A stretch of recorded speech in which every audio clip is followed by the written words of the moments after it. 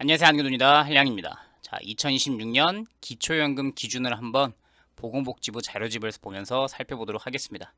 다른 소득, 이자소득, 재산소득, 근로소득 이런 소득이 없다면 재산 기준은 최대 8억까지 있어도 1인 가구가 기초연금을 받을 수 있습니다. 조금 과장된 금액이긴 하지만 실제로 가능한 경우이니까 어떻게 그럴 수 있는지 계산식을 통해서 한번 살펴볼게요. 자, 자료집은 2026년 기초연금 사업 안내 보건복지부 자료고요. 수급자가 되려면 여기서 수급자는 기초연금 수급이죠. 보통은 국민기초생활수급을 생각하시지만 사실 국민연금도 수급자, 장애수당도 수급자, 한부모가족 수당도 수급자. 그래서 기초연금을 받는 분들도 수급자라고 부를 수 있습니다. 만 65세 생일이 지나야 되고요. 소득인정액이라고 하는 계산식을 통과해야 되는데 2026년 기준이 1인 가구 기준으로 247만 원입니다. 그러면 근로소득이 247만 원 이하여야 되냐? 그렇지는 않고요. 근로소득은 116만 원을 한번 빼주고 거기다가 0.7을 곱하니까 실제로는 3, 400만 원 소득이 있어도 통과될 수 있습니다. 근데 오늘은 지금 소득을 살펴보는 게 아니라 재산만 살펴보는데, 자, 재산을 소득으로 환산하는 공식이 이렇습니다.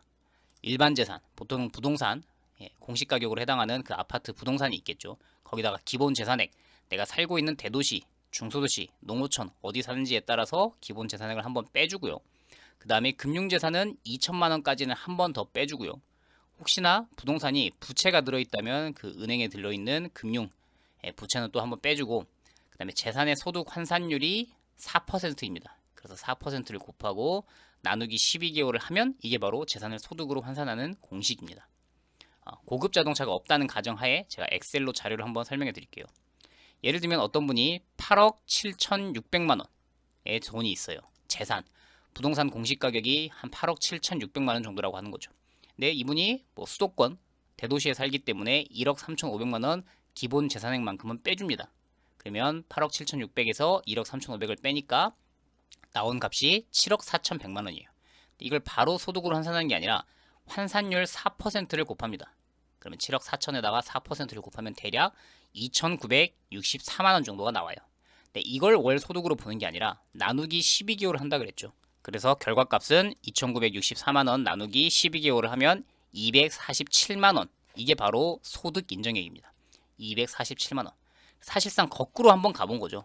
일반 재산, 부동산을 최대 얼마까지 소유할 수 있냐라고 했을 때 247만 원을 거꾸로 가면 최대 금액으로는 8억 7,600만 원까지 부동산이 있어도 기초연금을 받을 수 있다라는 결론이 나옵니다.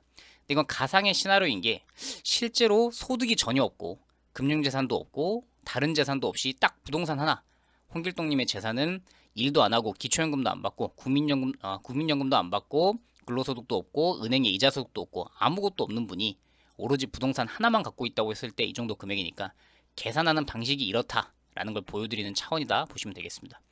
재산을 4%를 곱하고 나누기 12개월을 한다. 기초수급자의 경우에는 나누기 12개월을 하진 않지만 기초연금은 그 제도가 있죠. 그리고 다른 소득, 나는 재산만 계산하는 게 아니라 소득도 반영을 해야 되죠. 원래는 상시근로라면 아까 차감해주는 비율이 116만 원을 차감해주는 게 있다고 했고요. 기타 사업소득, 임대소득, 이자소득 이런 거를 바로 기초연금을 판단할 때 소득으로 봅니다. 연금소득, 공적이전소득, 국민연금도 소득으로 보죠. 그 다음에 재산에는 당연히 토지, 건축물, 항공기 선박, 상가 임차 보증금, 건물에 따른 그 분양권, 자동차 모든 것들이 다 재산으로 들어갑니다. 금융재산에는 당연히 현금, 예적금, 주식, 보험 이런 것들도 전부 다 재산에 들어가죠.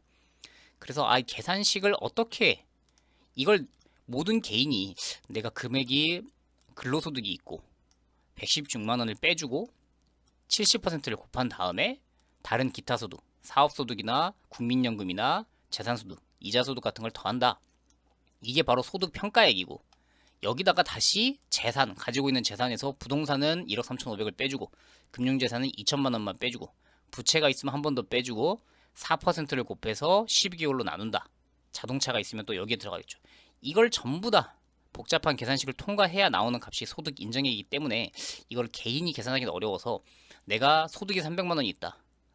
부동산이 5억 있다. 이러면 포기할 게 아니라 결론은 신청해봐야 알게 된다가 되겠습니다. 조금은 과장된 최대 금액으로 한 8억 7,600만 원까지 부동산이 있어도 1인 가구가 기초연금을 받을 수 있다라는 것이긴 하지만 정확하게는 본인의 소득에 따라 재산에 따라 조금씩 기준은 달라질 겁니다. 또 다른 유용한 정보 있을 때 찾아오도록 할게요. 안녕히 계십시오.